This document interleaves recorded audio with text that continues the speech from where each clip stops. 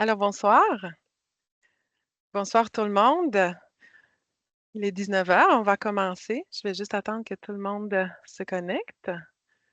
Je pense qu'on y est. Alors, bonsoir, je me présente. Je suis Christina Bouchica, conseillère en consultation publique à la Ville de Québec. J'ai le plaisir d'animer la séance d'information de ce soir.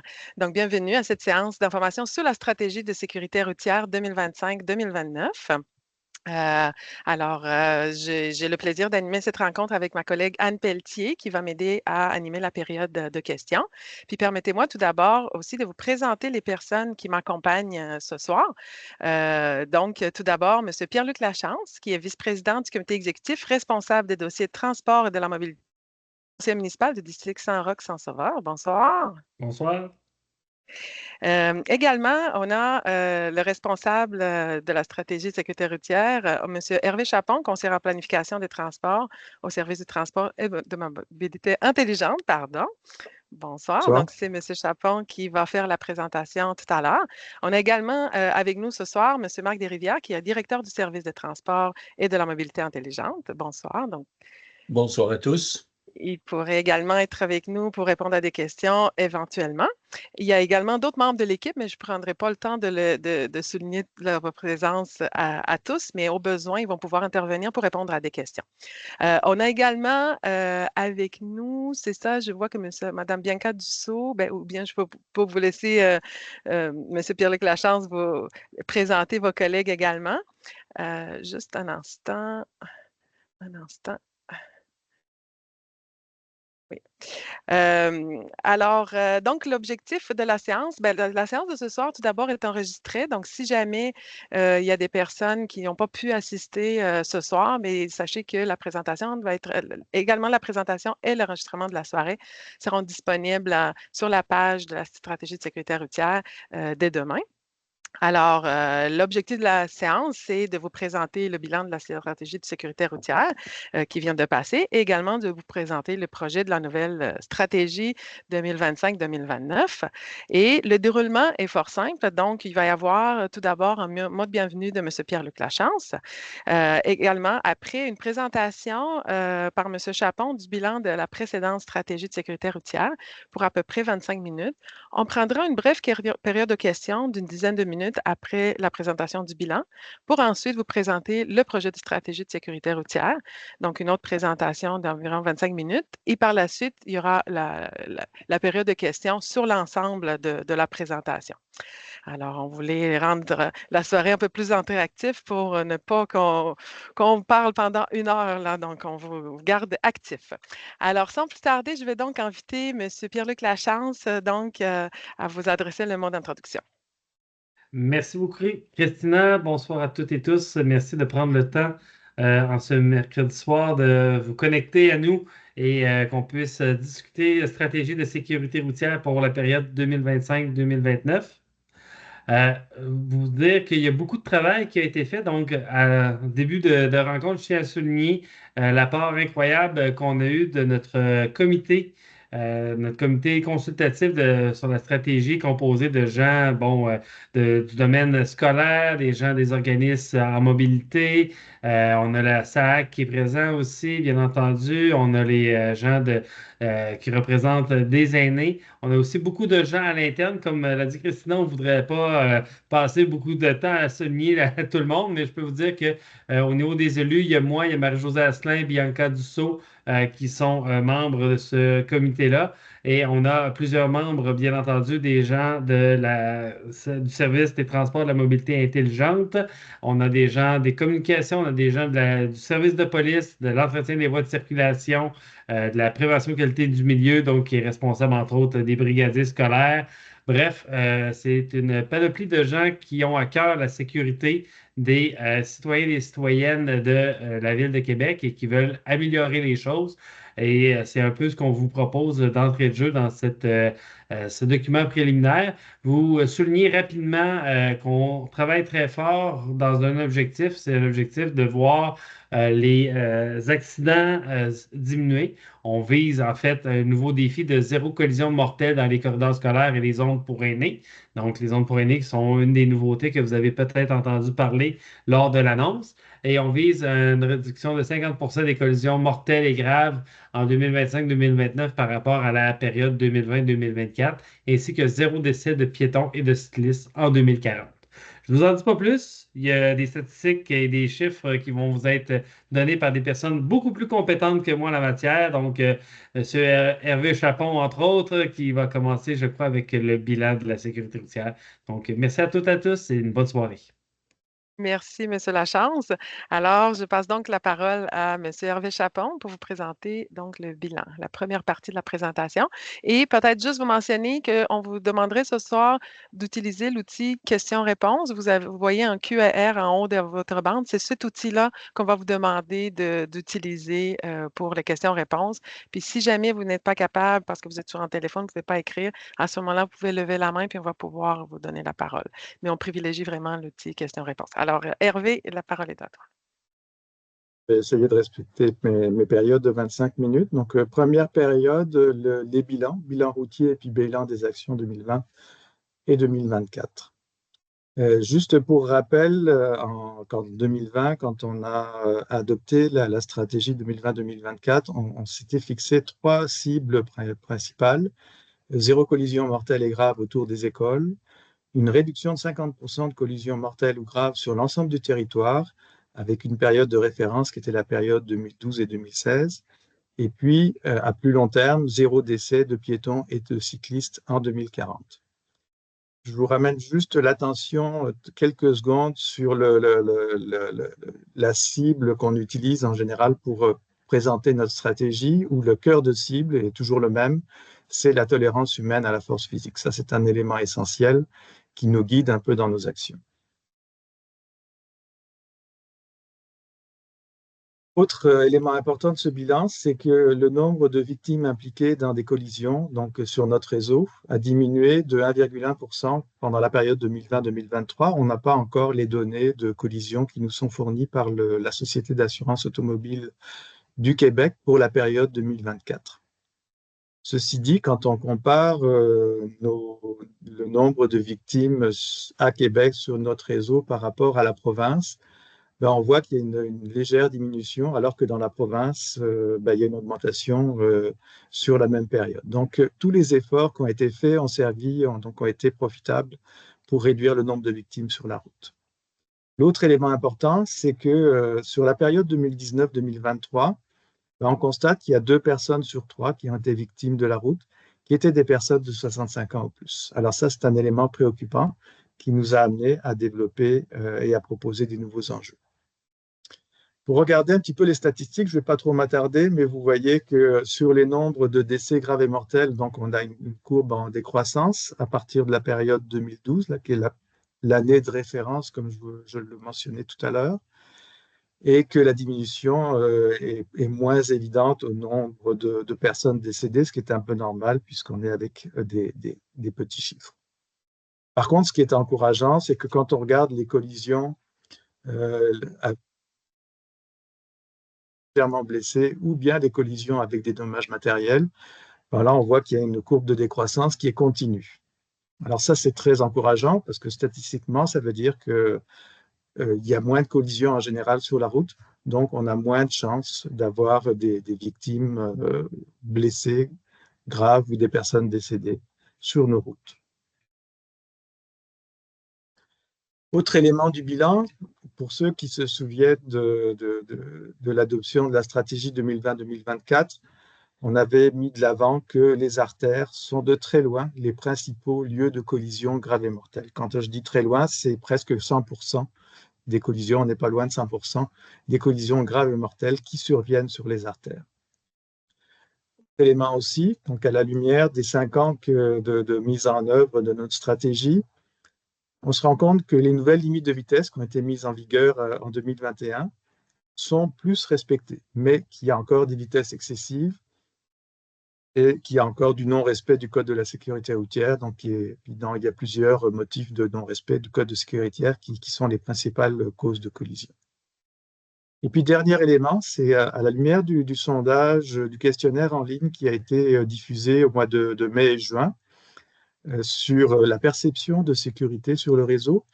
On se rend compte que malgré tous les efforts qui ont été faits, puis que je vais vous présenter là, sur la période 2020-2024, il y a toujours un sentiment d'insécurité autour des écoles.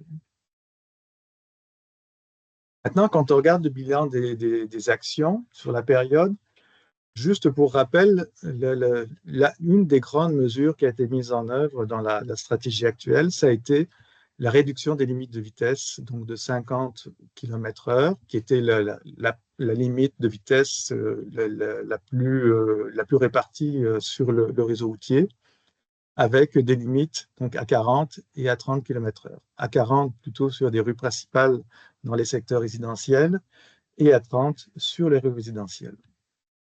Alors, ce qu'on a fait en 2021, on a inversé les rapports entre le 50 et le 40 ou 30. En fait, le 40, il n'y en avait pratiquement pas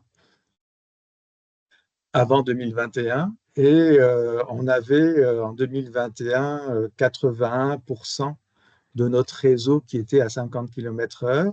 Donc, avec les changements qu'on a apportés, on l'a ramené à 25%. Et puis, on a en 60 plus 13, donc à peu près 73% des autres rues qui ont été réduites à 40 et à 30 km/h, donc encore une fois sur les rues résidentielles ou sur les rues résidentielles, sur les rues principales d'un quartier résidentiel.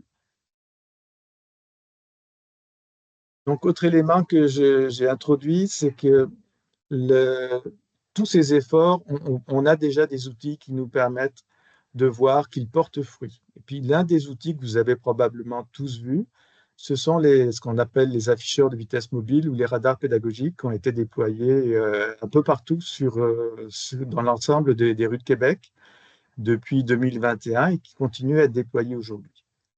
Pour vous donner une idée, donc c'est 18 millions de véhicules pour lesquels on a capté des vitesses au passage des véhicules avec 35 et ensuite 40 afficheurs de vitesse qui ont été déployés, donc qui sont des afficheurs mobiles qui ont été déployés un petit peu partout sur les routes de Québec. Et ce qui est intéressant, encore une fois, les chiffres nous parlent, c'est qu'à partir de ces données collectées, même si ça ne reflète pas une situation normale où il n'y a pas d'afficheurs, on constate que sur les 3 ans, le nombre de véhicules qui ont respecté la vitesse qui est prescrite et puis qui était affichée sur l'afficheur est en augmentation. On passe de presque 69% à 72,52%. Ça semble une petite différence, mais sur le volume d'automobilistes qui circulent sur les routes de Québec, c'est une différence très importante et très significative. De vitesse, ce qu'on a fait aussi, c'est qu'on a appliqué des mesures d'atténuation quand on avait des écarts de vitesse qui étaient supérieurs de 15 km/h à ce qu'on appelle le 85e percentile. Donc, on l'a fait sur une soixantaine de rues qu'on a identifiées en 2023 et puis on a fait des mesures, donc dans le cadre de projet pilote, des vitesses collectées donc d'avant-après pour voir quels étaient les effets de ces mesures. On a d'autres outils qui sont disponibles, que vous avez vus ou que vous voyez sur les routes. C'est les balises en mode portique, donc qui sont installées au milieu de la chaussée, mais qui sont saisonnières. C'est le marquage. Alors, on avait testé en 2020 un certain type de marquage qui donnait un effet d'accélération quand on voyait des lignes qui se rapprochaient sur la rue Béroir. Plus récemment, on a fait des tests avec ce qu'on appelle des dents de dragon, qui s'est supposé avoir le même effet optique et le même effet d'inciter l'automobiliste à ralentir.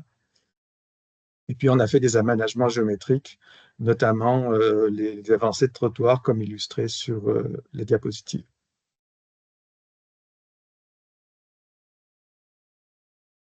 On a des nouveaux outils en évaluation actuellement, notamment les seuils de ralentissement. On a implanté actuellement des projets pilotes dans tous les arrondissements, surtout sur les rues locales et secondaires et tertiaires, donc pour tester l'efficacité, non pas d'un aménagement horizontal, mais vertical, donc pour vraiment inciter physiquement l'automobiliste à ralentir. Donc son objectif L'objectif des pilotes, c'est vraiment d'évaluer l'efficacité de la mesure avec les vraies vitesses pratiquées. C'est aussi d'évaluer l'acceptabilité des résidents à la gare de ces mesures, parce que bah, ça provoque un, un mouvement dans le véhicule, et puis ça peut provoquer aussi un ralentissement, mais ensuite une accélération après le passage sur le seuil. Et puis, on voulait mesurer aussi l'impact sur les déplacements des véhicules d'urgence et des véhicules d'entretien de la chaussée. Ben, les véhicules d'urgence, c'est parce que dans le cas de ce qu'on appelle le schéma de couverture de risque des pompiers, il y a un certain délai à respecter pour se rendre à un endroit où il y a un incendie. Corridor scolaire. On va avoir terminé l'aménagement de tous les corridors scolaires de toutes les écoles primaires de la ville de Québec en 2025. On n'aura pas tout à fait terminé en 2024, mais on est en voie de faire. Alors, ces interventions, elles ont porté essentiellement sur l'ajout ou l'élargissement de trottoirs, ajout quand il n'y en avait pas, par exemple, pour se rendre à l'entrée de l'école, ou dans les axes qui viennent collecter l'ensemble des écoliers au moment où ils arrivent à l'école. On a fait certaines modifications géométriques, comme des saillies, des intersections surélevées, encore une fois pour sécuriser les traverses. On a fait des ajouts de panneaux de signalisation statiques et dynamiques, comme les panneaux de zone 30 que vous voyez qui sont illustrés avec la signalisation lumineuse. On a ajouté des feux clignotants, donc on a ajouté dans certains cas des feux de circulation à des intersections où il y avait vraiment un besoin. Et dans certains cas où il y avait déjà des feux, on a ajouté des feux piétons quand il n'y en avait pas. À tout ça, on a ajouté aussi du marquage au sol et puis des passages pour écoliers dans certains cas quand ils étaient non communs. Donc ça, c'est un tableau général de ce qui a été fait par arrondissement et de ce qui reste à faire. Donc vous voyez qu'il nous restera pour l'année 2025 encore 17 écoles pour lesquelles on finalisera les aménagements des corridors. Durant la période de mise en œuvre de notre stratégie 2020-2024, il y a aussi un nouveau projet pilote qui a été testé des rues écoles. Il a été testé dans 4 écoles, donc 3 à la Cité puis une à Sainte-Foy. Et c'était un projet donc, sur une courte période au mois de septembre qui consistait essentiellement à faire une fermeture de rue et puis sur la base d'un volontariat des parents et puis des représentants des écoles, d'avoir un accès qui soit exclusif donc aux parents et aux enfants au moment de la rentrée à l'école. Alors, ce concept a été plutôt apprécié par les parents qui ont considéré que leurs enfants étaient plus en sécurité pendant ces journées de test. Et on a vraiment, après les sondages qui ont été menés, il y a un nombre significatif de participants qui sont satisfaits du projet. Et la majorité des gens qui ont répondu sont en faveur de la poursuite du projet, mais ils voudraient aussi introduire des changements pour les prochaines éditions. Toutefois, ce qu'on a constaté avec ces projets, donc qui s'appuyaient sur un volontariat, c'est que la direction des écoles et puis des parents mentionnent malheureusement qu'ils n'ont pas le temps de gérer ce type de projet. Alors, c'est pour ça que vous allez voir qu'il y a des nouvelles propositions dans la nouvelle stratégie. Nouveau trottoir, en 5 ans, on aura aménagé donc, un ensemble linéaire de trottoirs important là, qui vous est détaillé année par année, avec donc un ensemble de projets. Certains ont été réalisés dans le cadre des aménagements de corridors scolaires, ou les autres ont simplement été réalisés dans le cadre du développement du réseau routier. Alors, avec les ajouts de trottoirs, on a rencontré à partir de 2022 des enjeux d'acceptabilité sociale associés à la localisation des trottoirs, parce que il y a des gens qui n'étaient pas nécessairement d'accord avec les ajouts de trottoirs, des résidents riverains de ces nouveaux aménagements, parce qu'ils considéraient que soit qu'il y avait des impacts sur la profondeur des allées de leur stationnement, ou qu'il pouvait y avoir des impacts aussi sur les aménagements paysagers privés, et puis sur les arbres qui sont situés sur l'emprise municipale. Autrement dit, quand on a une largeur de voie publique où on n'avait que de la chaussée et où on ajoute des trottoirs, il y a dans certains cas où on a été obligé de faire un choix entre garder les arbres ou ajouter des trottoirs. Alors, c'est des choix qui sont difficiles et qui ont suscité pas mal de réactions avec ces nouvelles propositions. Passage pour personne. Donc, pendant notre période de mise en œuvre du plan d'action, on avait l'obligation de faire des mises à niveau de signalisation. Donc, il y a eu 460 passages pour personnes qui ont été mises aux normes de la nouvelle signalisation du ministère des Transports et de la Mobilité durable. Donc, vous avez encore là la répartition de l'ensemble des travaux qui ont été menés durant les 5 années dans les 6 arrondissements. On a également, dans certains cas, bonifié les aménagements de passage avec ce qu'on appelle les systèmes de feu à pulsation rapide, on les appelle aussi les califlash, qui permettent de renforcer la signalisation avec le piéton qui vient, donc, avec un bouton activer les panneaux flash pour signaler donc, aux automobilistes qu'il a l'intention de traverser et qu'ils doivent s'arrêter. Donc là aussi, on a ajouté plusieurs panneaux caniflash. Donc, encore une fois, c'est des éléments qui sont normalisés, donc on ne met pas partout, mais qu'on met à des endroits où il y a vraiment un besoin de renforcer la traverse piétonne. En ce qui concerne les passages pour personnes également, il y a 197 intersections sur lesquelles on a fait un allongement de la durée du feu piéton. Alors ça, c'est un élément très important qu'on a l'intention de poursuivre aussi dans la nouvelle stratégie, on va en reparler. Il y a eu 56 nouveaux feux piétons qui ont été ajoutés à des feux existants et il y a 37 nouveaux feux de circulation qui ont été ajoutés à des intersections, donc encore une fois, pour renforcer la sécurité. Bien souvent, ils sont venus remplacer des arrêts-stop. Sites accidentogènes. Donc, on avait identifié en 2020 un ensemble de sites donc, qui étaient prioritaires parce qu'il y avait des taux d'accident supérieurs à un taux critique qui est défini dans le cadre d'une méthodologie dictée par le gouvernement du Québec, avec lesquels il y a des indices de gravité qui sont supérieurs à des indices moyens qui sont aussi dictés par ce gouvernement, et puis avec des fréquences de collision importantes. Donc, on avait identifié, on avait priorisé plus exactement 140 sites sur un ensemble de 35 000 à peu près collisions qui ont été analysées sur une période de 2013 à 2017. Et de ces sites, on a fait des regroupements qu'on a appelés des projets. Et de ces projets, on a corrigé 39 projets, donc correspondant à 39 sites. Et puis, il y en a d'autres qui ont été corrigés dans le cadre des aménagements des projets de corridor vivacité ou qui vont être corrigés dans le cadre des aménagements du nouveau tramway, puisqu'ils sont sur des axes majeurs comme le boulevard Laurier, par exemple. Surveillance policière, donc il y a eu, vous avez simplement des chiffres de l'année 2023, mais ces activités se sont répétées à chaque année. Donc, il y a eu beaucoup d'interventions sécuritaires et routières par le service de police. Il y a des interventions qui sont planifiées et programmées. Il y en a d'autres qui sont plus organisées en fonction des connaissances des sites accidentogènes ou des excès de vitesse qu'on a pu identifier.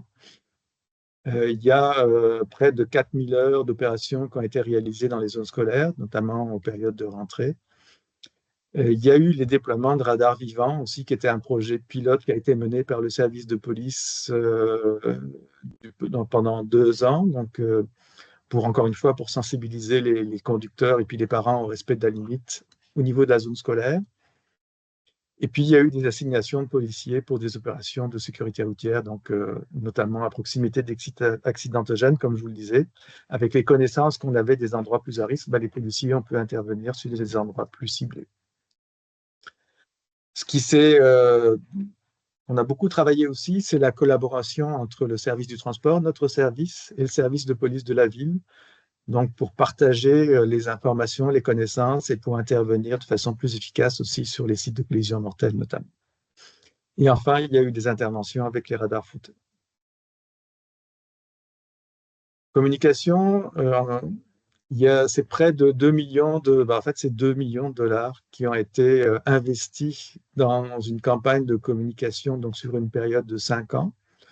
Vous avez ici des exemples de la dernière campagne qui a été menée notamment sur les abribus. Le thème de campagne de la stratégie actuelle portait sur les 3 grands axes qui étaient la vitesse, la courtoisie et puis la sécurité des artères et des écoliers. Donc, elles se sont poursuivies au fil des années. Et puis, donc, il y a une nouvelle campagne de communication qui va se poursuivre. Et vous voyez qu'il y a des mesures de notoriété qui ont été faites, notamment pour la période 2003, et qui montrent que beaucoup de citoyens ont vu ces campagnes et qu'ils ont apprécié la qualité du message donc, qui était livré avec ces campagnes. Programme de soutien à la mobilisation, donc ça aussi c'était une action nouvelle, donc qui invitait des organismes admissibles, donc les conseils de quartier, les comités d'établissement d'écoles primaires publiques et les comités de parents d'écoles primaires privées, à soumettre des projets de mobilisation à la sécurité routière en recevant une subvention de 3 000 $ par organisme et par année. Alors, le programme a eu un succès continu, et puis je n'ai pas compté, mais je pense qu'on a plus de projets soumis que l'année 2024 pour la dernière période qui va être 2024-2025. Donc, il y a une bonne constance dans l'implication des conseils de quartier, des conseils d'établissement, des comités de parents dans ce projet qu'on a l'intention de poursuivre. Alors, ça fait le tour du bilan routier et du bilan des actions 2020-2024. Parfait, merci beaucoup, Hervé. Donc, on prend maintenant une période d'une dizaine de minutes de questions. Si vous avez des questions, donc je vous invite à utiliser l'outil questions-réponses pour écrire votre question. Puis moi et Anne, on va pouvoir lire votre question pour avoir une réponse. Et puis, on voit également qu'il y a une personne par téléphone. Donc, si jamais vous souhaitez vous exprimer, vous pouvez faire étoile 5 pour lever la main et étoile 6 pour ouvrir votre micro. Donc, si jamais vous souhaitez poser des questions, il est possible. Donc, étoile 5 pour lever la main. Comme ça, vous nous montrez votre intention de parler. Puis, avec étoile 6, vous pouvez ouvrir le micro. Donc, pour les autres personnes, je vous invite à utiliser principalement l'outil questions-réponses. Puis sinon, vous pouvez lever la main également. On va pouvoir vous donner la parole. Donc, là, peut-être... on attend les questions. Alors, on a une première question de Mme Julie Villeneuve. Au commentaire, malheureusement, Hydro-Québec ne fait pas le branchement des panneaux de passage piéton comme sur le Beau-Royal depuis 2022. Comment la Ville peut faire en sorte que ce soit fait? Combien de panneaux ne sont toujours pas branchés à ce jour? On a une question concernant l'arrimage des travaux avec Hydro-Québec. Je vais répondre aussi. Mais vas-y, Marc. Alors, Mme Vincent souligne un élément effectivement là, fort important. Chaque fois que la Ville procède à l'installation d'un équipement qui doit être branché au réseau d'Hydro-Québec, une fois que la Ville a complété les travaux, elle doit faire une demande de branchement à Hydro. Et une fois que la demande est faite, il peut s'écouler plusieurs semaines, plusieurs mois. Et dans le cas de Beau-Royal, on parle de près de 2 ans. Et on fait, je vous dirais, régulièrement des interventions auprès d'Hydro-Québec, auprès de la direction d'Hydro-Québec, pour tenter d'accélérer les branchements des différents équipements. Souvent, Hydro nous dit, écoutez, je dois venir faire des modifications à mon réseau, donc ça demande un peu de planification. Donc, tout ça pour dire, on est bien au fait de ça. Vous dire combien il n'y a pas de panneaux qui ne sont pas branchés aujourd'hui. On n'a pas j'ai pas le chiffre exact en tête, mais on est toujours dans un mode de branchement le plus rapide possible. J'ajouterais, là, parce que je suis dans un autre dossier aussi d'électrification, c'est que ce phénomène-là, il n'est pas exclusif à la ville de Québec, là, il est pour l'ensemble de la province. Toutes les entreprises, les organismes, les municipalités qui ont besoin de raccordement électrique sont confrontés à ces délais actuellement. Parfait, merci. Alors, Anne, est-ce qu'on avait d'autres questions? Oui, on a Madame Suzanne Roy. Puis ensuite de ça, je vois qu'il y a des mains levées. Alors, on viendra ensuite pour les mains levées. On va passer à Madame Roy d'abord. Est-ce que nous pourrions obtenir les statistiques par quartier? Je peux répondre, Marc, Vous voulez les statistiques de quelle partie parce qu'il y a eu beaucoup de choses de présenter. C'est ça, les statistiques. Oui, fait que Madame Roy, vous pourriez peut-être réutiliser encore l'outil Q&R, donc question-réponse, pour préciser là, quelles statistiques. Sinon, on va vous envoyer une brique d'informations, c'est peut-être pas ce que vous souhaitez.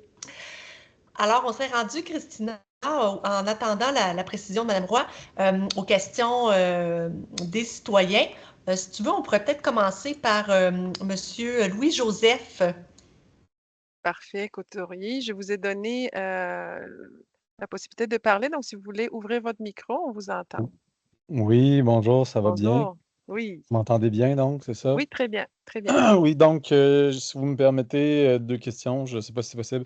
La première, c'est les feux biphasiques. J'espère avoir le bon terme. Dans le fond, les feux à deux phases plutôt qu'une phase. Quand on a un feu piéton en ce moment, c'est tous les côtés qu'on peut y aller, mais c'est une attente très, très, très longue. Puis ça a l'air d'encourager, dans le fond, le non-respect de la signalisation chez les piétons.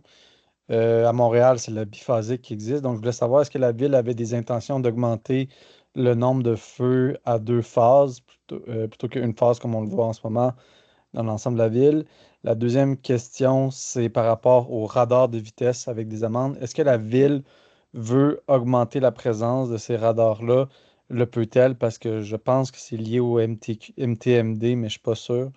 Donc, j'aimerais savoir c'est quoi les intentions de la ville par rapport à ces deux dossiers-là. Merci, M. Couturier. Alors, oui, qui souhaite répondre?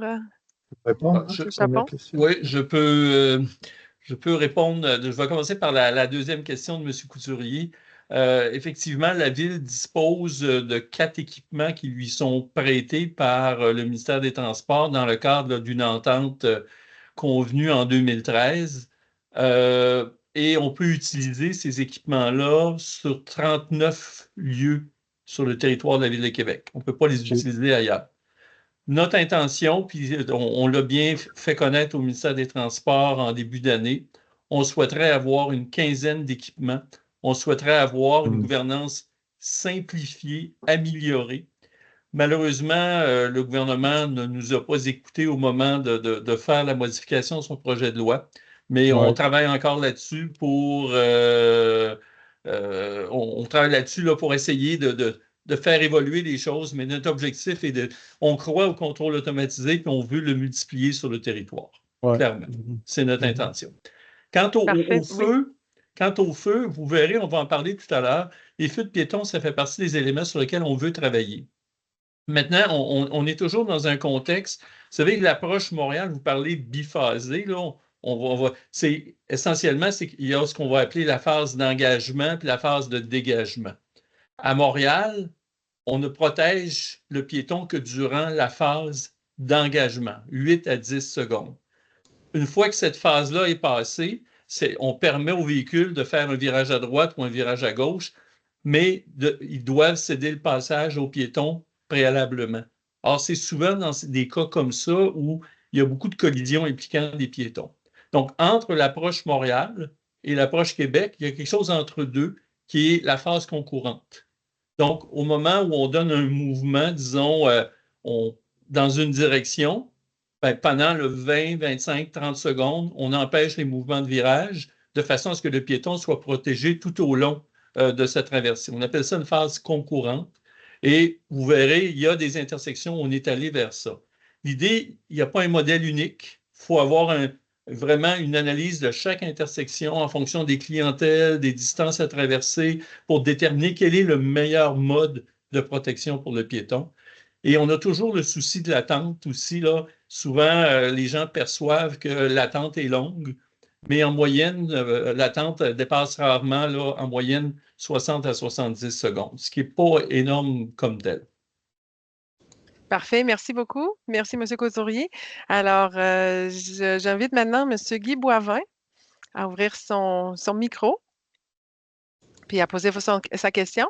Et après, on a la personne par téléphone. Donc, le moment venu, vous pouvez faire le... Donc, après M. Boivin, vous allez pouvoir faire étoile 6 pour ouvrir votre micro. Alors, M. Boivin, bonsoir. Quelle est votre question? Oui. Monsieur Boivin? On entend un petit bruit. Est-ce que...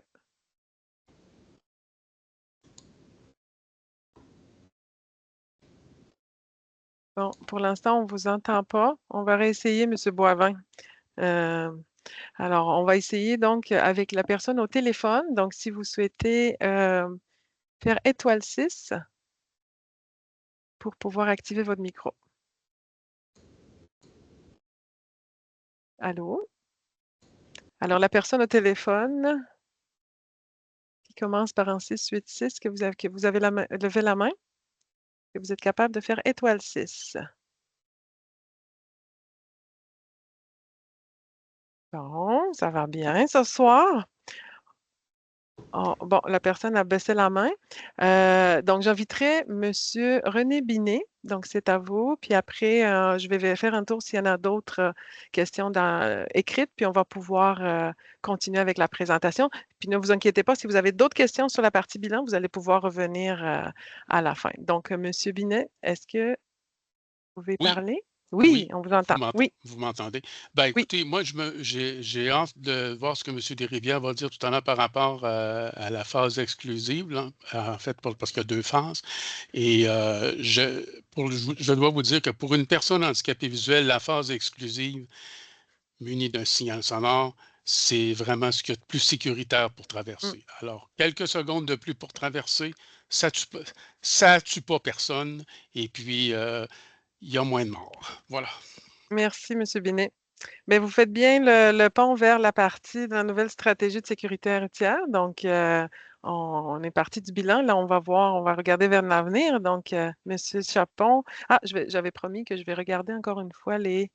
Non, il n'y a pas d'autres questions écrites. Donc, on peut continuer. Alors, M. Chapon, oui. Ce qui ressort des travaux avec le comité consultatif, avec le comité technique, c'est qu'il y a 2 nouveaux enjeux qui se dessinent là, très clairement. Celui de la sécurité des aînés, puis celui de la sécurité des aînés, il est évident. Et puis, il y a un autre dont j'ai moins parlé, qui est celui de la cohabitation des usagers de la route et surtout de la micromobilité. Donc, j'en parlerai plus tard. La micromobilité, c'est un ensemble de nouveaux petits véhicules électriques qui sont venus envahir les routes depuis quelques années. On n'avait pas identifié ce phénomène en 2019, en 2020. Aujourd'hui, il est bien présent et puis il est probablement là pour rester. Ce qu'on veut reconduire comme enjeu, c'est la sécurité des écoliers, parce qu'il y a toujours une perception d'insécurité. C'est surtout aussi la sécurité des artères, parce que comme on constate, c'est là qu'il y a le plus de victimes. Et puis encore une fois, c'est la vitesse, parce qu'il y a des efforts, il y a des améliorations qui ont été constatées, mais il y a encore du chemin à faire. Concernant les cibles, on va reconduire, Monsieur Lachance en a parlé, on vient reconduire notre cible de 0 collision mortelle. Cette fois-ci, on l'a définie de façon un peu plus claire. On va vérifier que c'est bien le cas dans nos corridors scolaires, donc on va pouvoir le faire à partir de l'année 2025, quand on aura terminé l'ensemble des corridors. Mais on est très confiant qu'il n'y a pas de collision mortelle, ni même grave dans les corridors scolaires. Et puis, on va faire le même exercice pour s'assurer que toutes les mesures qu'on va vouloir mettre en place pour sécuriser les aînés dans les zones pour aînés vont nous amener à nous assurer qu'il n'y aura pas de décès dans ces zones pour aînés. Autre cible qu'on reconduit, on vient la mettre à jour, c'est on veut à nouveau réduire de 50% les collisions mortelles et graves, cette fois-ci en 2030, par rapport à une autre période de référence qui va être la période de référence de l'actuelle stratégie, c'est-à-dire 2020 et 2024. Enfin, donc, on reconduit la cible de 0 décès de piétons et de cyclistes en 2040. Je veux juste faire une parenthèse pour le rappeler, on l'avait dit en 2019-2020, il y a des villes en Europe du Nord qui ont déjà atteint cette cible de 0 piétons, décès et de cyclistes. Mais ils ont commencé à se doter de vision zéro ou de stratégie de sécurité routière avant nous. Donc, on est capable de le faire. Peut-être qu'on le fera avant 2040, Ça a été le cas donc en 2019 pour les villes d'Helsinki et pour les villes de la ville d'Oslo. Entre-temps, malheureusement, leurs bilans se sont un petit peu dégradés, mais c'est des cibles qu'on est capable d'atteindre tous ensemble. Plan d'action. Alors, premier enjeu, sécurité des aînés. Donc, ça devient l'enjeu principal de la nouvelle stratégie. Puis, l'objectif de cette action, c'est de créer ce qu'on va appeler des zones pour aînés. Alors, cette approche de zone pour aînés, elle existe déjà. Elle a été développée par la ville de New York il y a à peu près 15 ans, qui avait constaté aussi qu'il y avait une surreprésentation de personnes plus âgées, donc qui décédaient dans les rues de la ville. Et donc, ils ont mis en place toute une démarche. Ils ont d'abord établi des critères d'implantation de ces zones. Donc, ils ont défini où elles pouvaient se trouver. Ils ont fait une analyse approfondie de l'ensemble des rapports d'accidents qui étaient survenus, un peu comme nous, on l'a fait avec nos 35 000 rapports d'accidents. Et puis, à partir des analyses et puis des zones de concentration de personnes plus âgées, donc soit en fonction de leur lieu de résidence ou bien de leur destination, ben, ils ont donc identifié ces zones donc, qui incluent plusieurs types d'aménagements qui concernent notamment, on en a parlé un petit peu, la durée des traverses piétonnes, mais aussi l'optimisation des feux concurrents lorsque c'est possible. Donc, on a eu un échange là-dessus tout à l'heure. L'ajout de traverses à des distances raisonnables, mais aussi de la possibilité de avoir un déclenchement automatique de feux piétons, comme ça se fait déjà pour des personnes handicapées. Les traverses à distance raisonnable, c'est parce que quand on a un peu plus de difficultés à se déplacer, devoir faire 70, 100 mètres pour se rendre à une traverse piétonne et ensuite revenir quasiment à son point de départ, c'est beaucoup d'efforts. Alors, on veut probablement, quand on en aura identifié le besoin, multiplier les traverses justement pour qu'il y ait plus de facilité à traverser quand on a une mobilité qui est un petit peu réduite ou ralentie. Donc, on veut rendre la ville et les destinations plus accessibles.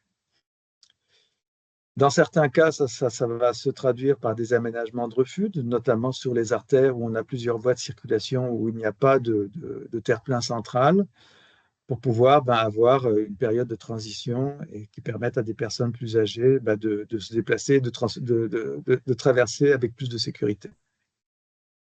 On prévoit aussi d'autres mesures d'apaisement de la circulation dont on a parlé, qui sont à peu près les mêmes que pour les corridors scolaires, comme les mesures de ralentissement de la vitesse. Et puis, on a l'intention aussi, quand on le peut, d'ajouter du mobilier urbain, comme ça a été fait, par exemple, avec le réaménagement de la rue Caron.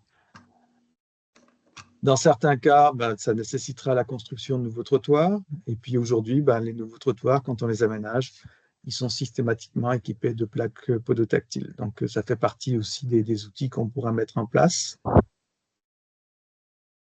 Alors, on va poursuivre des opérations planifiées de contrôle aux traverses, parce que dans certains cas, aussi bien la signalisation que les panneaux caniflages ne suffisent pas nécessairement à ce que les traverses piétonnes soient respectées. Donc, il y aura encore du contrôle. Il y aura toujours du contrôle. Et puis, on va faire aussi des mises à niveau de cheminement lorsque c'est possible. Puis quand on fait des mises à niveau, c'est des mises à niveau de la surface de la chaussée et puis de l'entretien de la chaussée également. Parce que ça, c'est très important quand en hiver, quand il y a des andins qui représentent un obstacle pour se déplacer sur le trottoir ou pour traverser, ça devient un obstacle physique encore plus important pour les personnes plus âgées. Et enfin, on va prioriser une stratégie de communication donc, qui va viser plus la sécurité des aînés.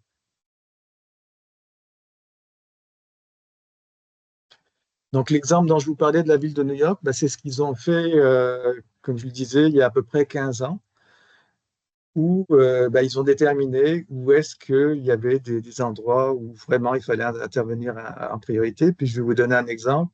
Dans toutes les analyses qu'ils ont faites, par exemple, ils se sont rendus compte qu'il y a dans certains quartiers des gens qui ont été victimes d'une collision à moins de 150 mètres de chez eux. Donc, c'est à quel point c'est important d'améliorer la sécurité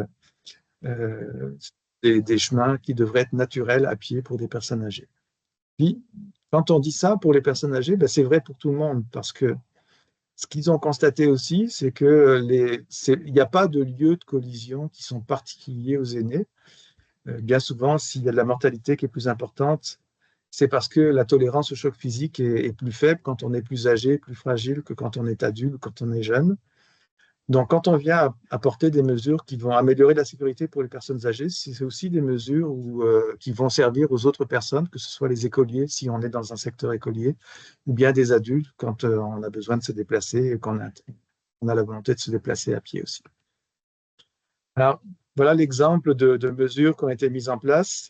Évidemment, c'est des documents qui sont en anglais, mais il y a des mesures de ralentissement de la vitesse, de réduction des expositions du piéton à la collision automobile, de ce que les Américains appellent le turn calming, donc qui vise à protéger une traverse piétonne quand il y a une automobile qui tourne à gauche, et surtout quand il y a des automobilistes qui tournent à gauche en essayant de raccourcir le rayon de courbure là, pour aller le plus vite possible, et qui risque de frapper quelqu'un qui finit de traverser sa chaussée, par exemple. Et puis donc en créant des refuges, dans certains cas, notamment sur les artères où il y a plusieurs voies de circulation. Ce qui est très intéressant avec l'approche de la ville de New York, puis qu'on a l'intention de faire aussi, c'est que New York a mesuré toutes les mesures qu'ils ont mises en place avant, après, pour voir donc s'il y avait une amélioration en nombre de piétons qui pouvaient être blessés ou qui pouvaient être décédés. Mais ils ne l'ont pas simplement fait pour les personnes âgées, ils l'ont fait aussi pour tous les autres, pour les adultes. Et puis, c'est là qu'on constate, et qu'eux ont constaté aussi que dans certains cas, les mesures ont été très, très efficaces et beaucoup plus efficaces pour les personnes âgées, mais que dans d'autres cas, elles ont été plus efficaces pour tout le monde. Donc, encore une fois, il ne faut pas considérer que c'est des aménagements uniquement pour les aînés, mais c'est pour tout le monde, à différents âges de la vie, mais aussi pour tout le monde, que ce soit un enfant ou un adulte. Voilà un exemple de turn calming où, si vous voyez la photo de droite, vous voyez une voiture noire qui va tourner à gauche et puis un piéton qui est à peu près à mi-chemin de sa traversée. Ce qu'on voit un peu partout, et puis on le voit tous les jours, c'est qu'au lieu de faire sa belle courbure pour se placer sur la voie de droite de la rue où il se destine, la voiture elle a tendance à couper. Et puis si elle coupe, elle risque de frapper le piéton comme on le voit ici.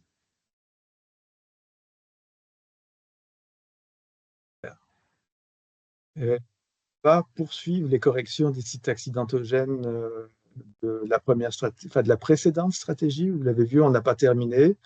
Il y en a d'autres qui vont se faire dans le cadre du projet d'aménagement de tramway. Il y a d'autres mesures qui vont aussi, ou d'autres corrections qui vont se faire dans le cadre de la poursuite des aménagements de corridors vivacité.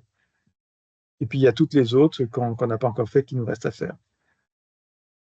Ce qu'on a l'intention de faire aussi, ce n'est pas uniquement être en mode réactif, mais on aimerait aussi être en mode proactif, c'est-à-dire être plus en mesure de connaître les modèles de collision qui surviennent à certains endroits et qui sont comparables à d'autres endroits où il n'y a pas encore eu de collision grave ou mortelle, mais où on peut s'attendre à ce qu'il y en ait.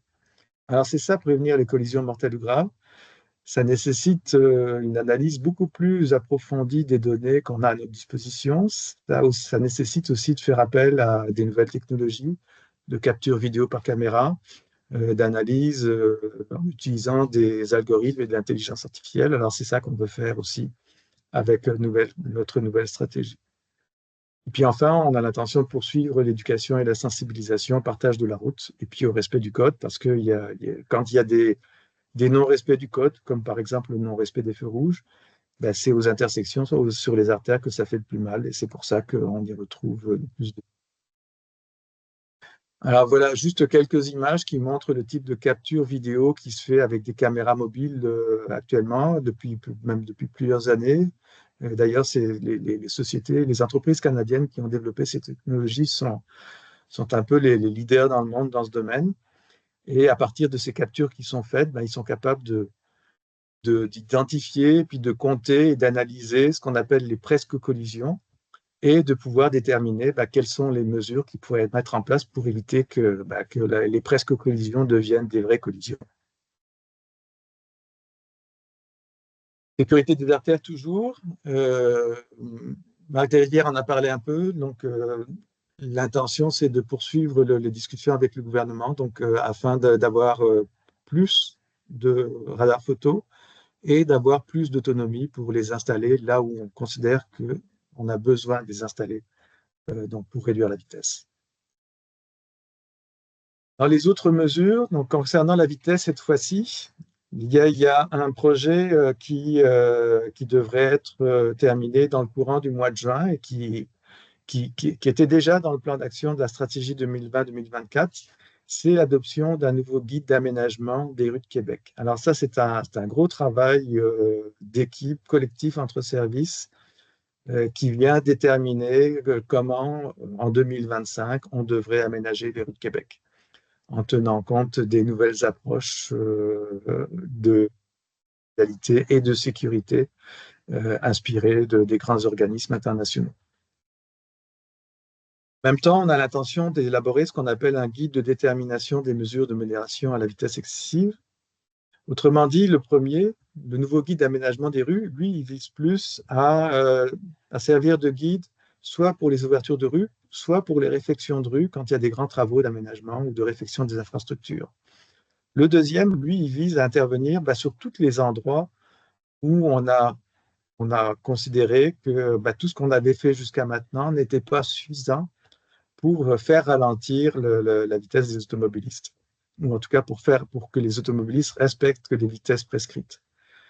Alors, il y a tout un tas d'outils qui sont à disposition. On a parlé des seuils de ralentissement, on a parlé des avancées de trottoir, on a parlé des portiques. Il y a un ensemble de mesures.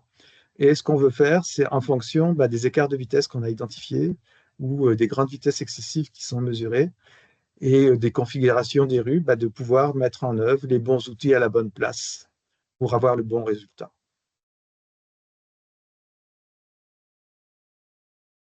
Vitesse encore, on a commencé à mettre en place certaines mesures de modération. L'étape suivante avec le guide de détermination, ça va être de continuer à mettre les mesures de modération, donc les bonnes mesures à la bonne place, comme je le disais. Ce qu'on veut faire aussi, il y avait eu des grosses campagnes de communication, surtout en 2022, après la mise en place de l'ensemble de la nouvelle signalisation.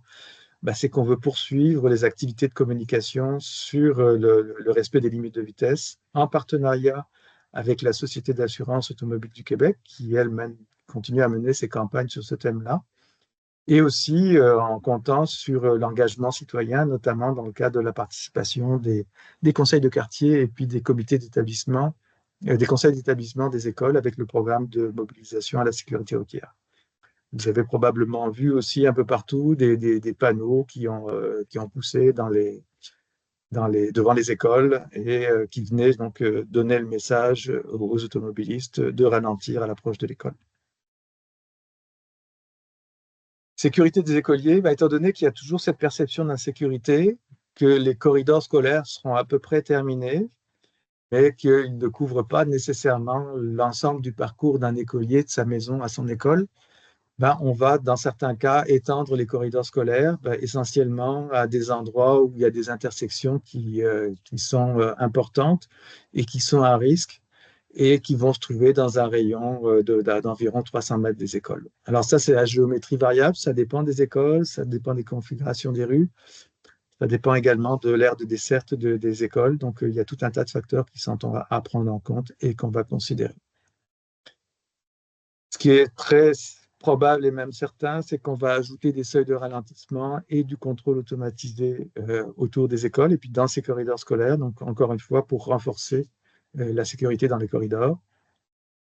Si on peut, on fera des extensions des limites de vitesse qui, pour l'instant, dans plusieurs rues, sont limitées à la zone scolaire, qui peuvent être étendues dans le cas où on est dans une rue locale qui est déjà à 30 km/h.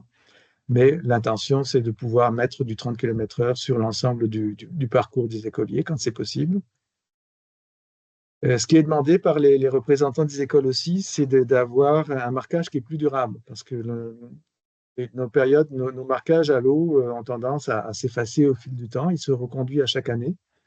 Donc, on veut avoir une approche qui sera un peu différente, qui nous permettra de faire des marquages qui sont plus dispendieux, mais qui en même temps dureront plusieurs années ou de durer une seule saison. On prévoit aussi des activités de planification et de rétroaction sur les corridors. Donc, à la fois les corridors scolaires, ça c'était déjà prévu dans la stratégie 2020-2024, mais on le fera aussi avec les corridors étendus, donc à la fin des aménagements qu'on aura fait pendant la période 2025 et 2029. Et puis ça, on a l'intention de le faire en impliquant les parents, les écoliers, les directions d'école, comme on l'avait fait au départ, avant la mise en place des corridors scolaires. On veut aussi renforcer les accès sécuritaires lors des travaux. Ça a été exprimé dans le cas des comités consultatifs, notamment avec nos représentants des centres de services scolaires. Et puis, on veut mettre en place un projet pilote qu'on a baptisé « Dépose-moi à 500 pas ». C'est un peu le principe d'aller sécuriser le parcours ou la fin du parcours d'un écolier sur les 500 derniers pas qu'il va faire. Alors ça veut dire que ça va être un petit peu différent du projet école, que probablement il y aura des débarcadères automobiles qui vont être déplacés et qu'on va mettre toutes les conditions pour que les parents soient en confiance de laisser leurs enfants un peu plus loin pour que l'enfant puisse finir son trajet à pied. Alors, qu'est-ce que c'est 500 pas? C'est à peu près 5 minutes de marche pour un enfant, donc c'est à peu près 300 mètres. Alors, c'est en même temps quelque chose qui devrait contribuer à rendre les enfants plus actifs. On dit qu'un adulte, il doit faire à peu près 10 000 pas par jour.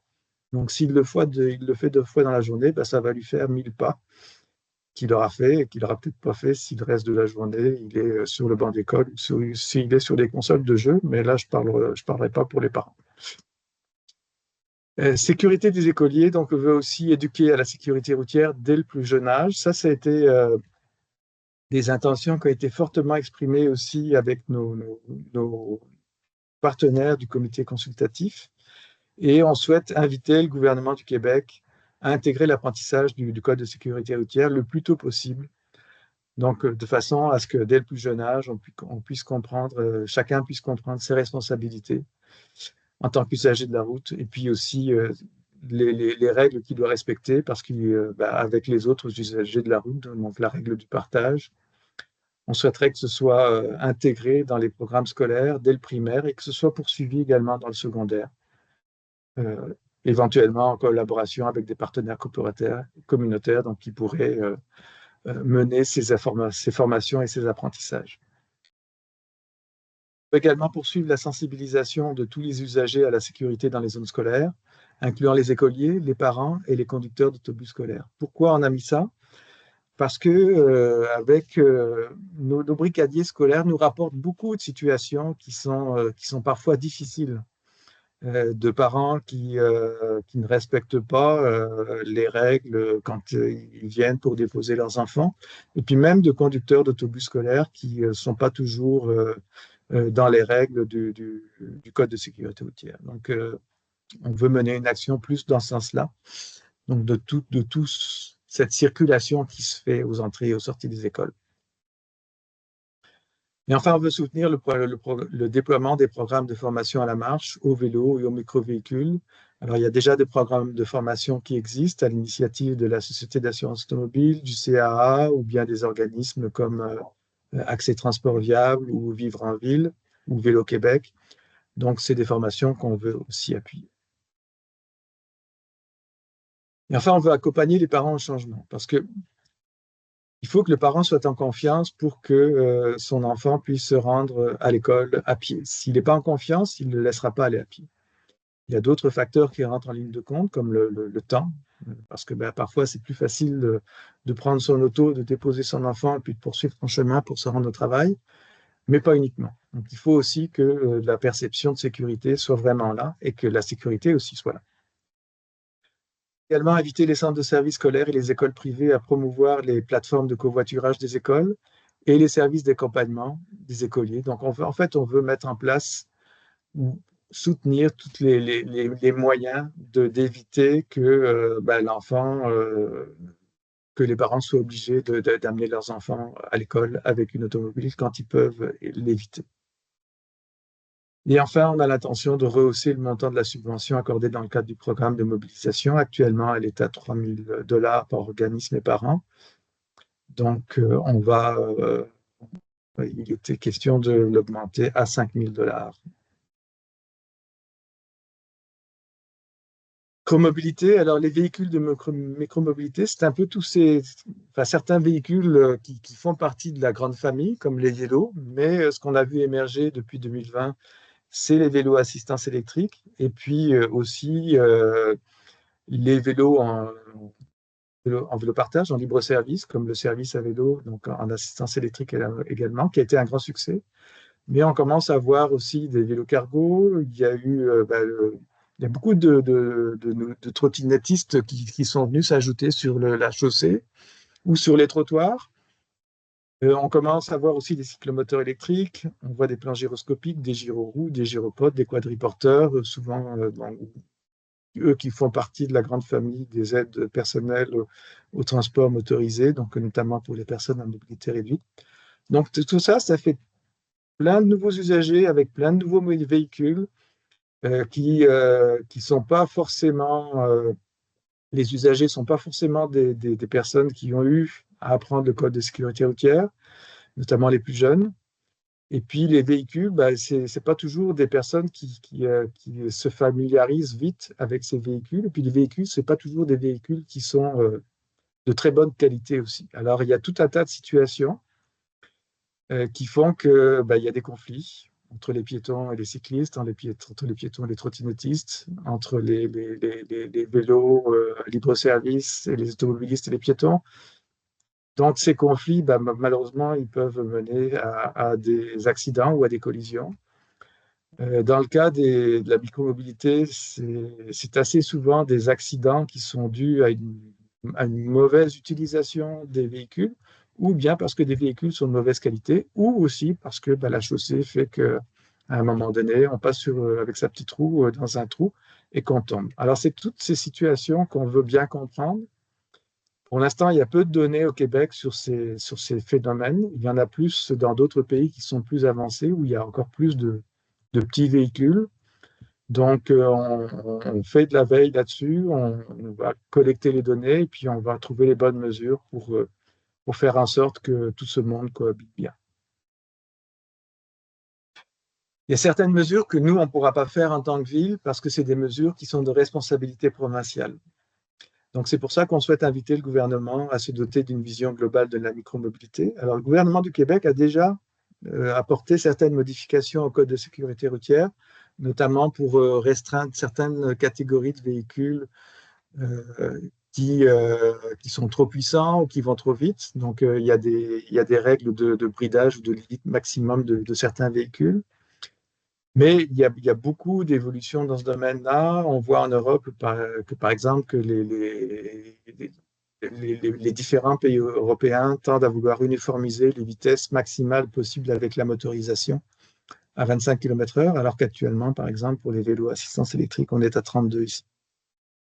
Et puis, il y a des questions qui se posent sur le port du casque, sur le port du casque, sur l'exigence de détenir une assurance, sur l'autorisation de rouler sur le trottoir ou de ne pas rouler sur le trottoir, de rouler sur les voies cyclables ou non, de respecter certaines limites de vitesse. En tout cas, il y a tout un tas de mesures qui sont discutées actuellement et pour lesquelles on devra aussi se poser des questions pour voir qu'est-ce qu'on va mettre en place ici à Québec. Donc, ce qu'on va faire, c'est que je le dis, c'est collecter des données pour bien analyser la situation et puis apporter les bonnes solutions. De notre côté, du côté ville, on aura une révision des règlements municipaux à faire et éventuellement l'application de certaines limites de vitesse pour essayer de contraindre les vitesses excessives. Vous avez probablement vu, comme moi, des gyroroues avec des personnes qui roulent jusqu'à 60 km/h.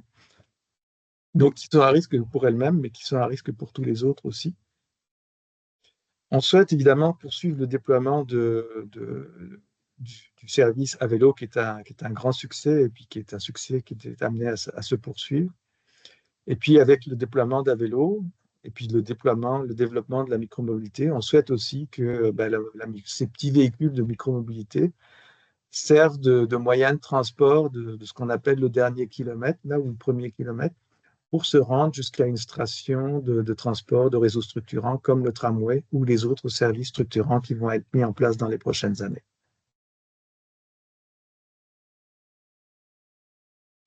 Ce qu'on souhaite également, c'est on voudrait que le gouvernement puisse mettre en œuvre une sorte de questionnaire d'évaluation continue des connaissances des règles de sécurité routière. Puis ça, c'est pas uniquement pour les personnes qui ont déjà passé le permis, mais c'est aussi pour les usagers, les nouveaux usagers non motorisés. On en a parlé aussi avec le souhait que la formation soit dispensée dans nos écoles, mais elle pourrait être faite aussi en dehors de l'école. On veut aussi évaluer la faisabilité de valider les connaissances des titulaires de permis tout au long de leur vie de conducteur. Et notamment ceux où on sait déjà que ils ont perdu des points d'inaptitude, donc ils ont plus tendance à se mettre à risque et surtout à mettre les autres personnes à risque. Et enfin, on veut poursuivre les interventions qui visent à éduquer, à sensibiliser et encadrer le partage de la route. Ça, c'est dans le cadre des campagnes de communication qui vont être menées pendant les 5 années. Donc, ça fait le tour de ce qui est proposé dans le projet de stratégie 2025-2029. Donc, il y a 2 séances qui sont prévues le lundi 20 janvier en ligne et le mercredi 22 janvier l'année prochaine à 19 h, donc au Club Social Victoria.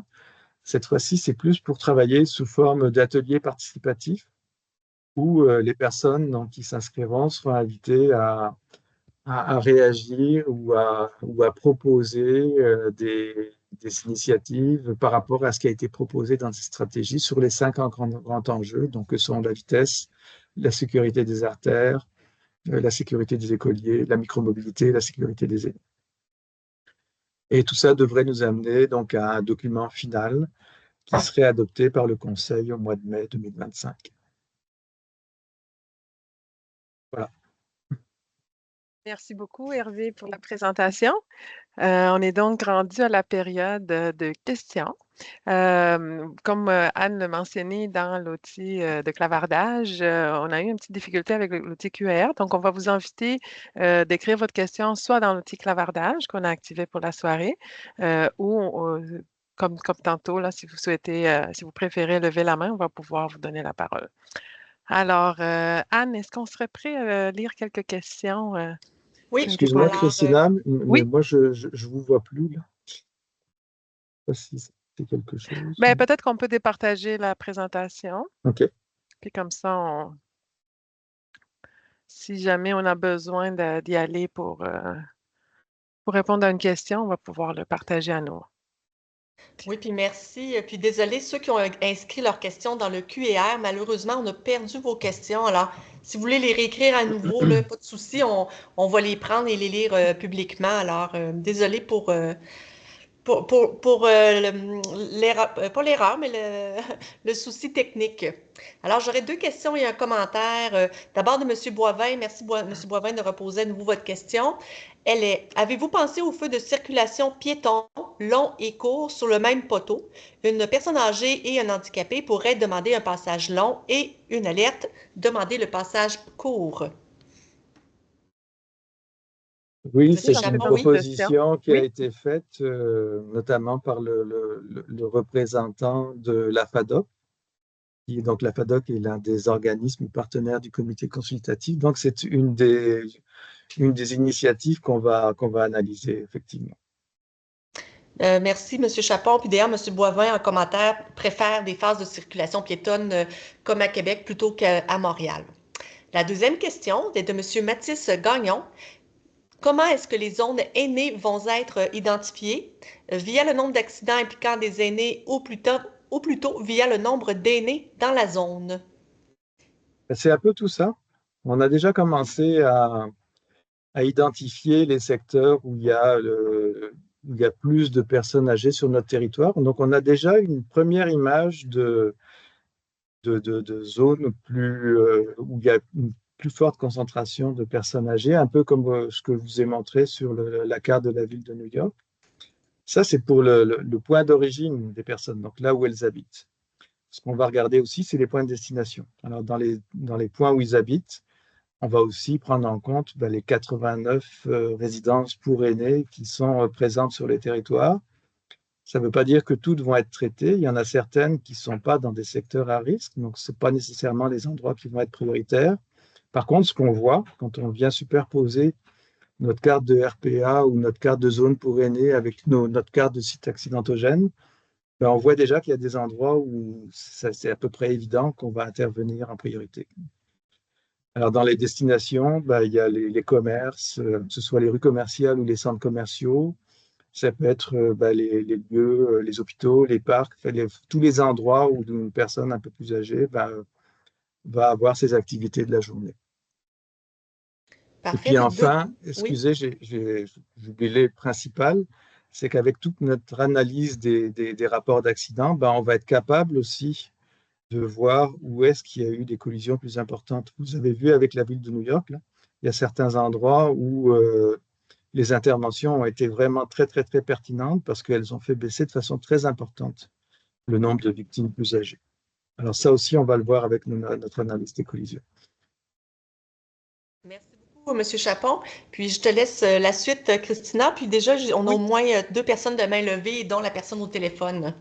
Parfait. Alors, je voulais juste dire qu'on a quand même récupéré une question qui a été dans question-réponse. Donc, une personne qui demande est-il aussi prévu d'installer des caméras pour sévir lorsque les automobilistes passent au rouge? On a déjà répondu quand même à cette question. La deuxième était avec le déploiement rapide des voies cyclables dans les dernières années, avez-vous des données sur la cohabitation des piétons et des cyclistes aux intersections?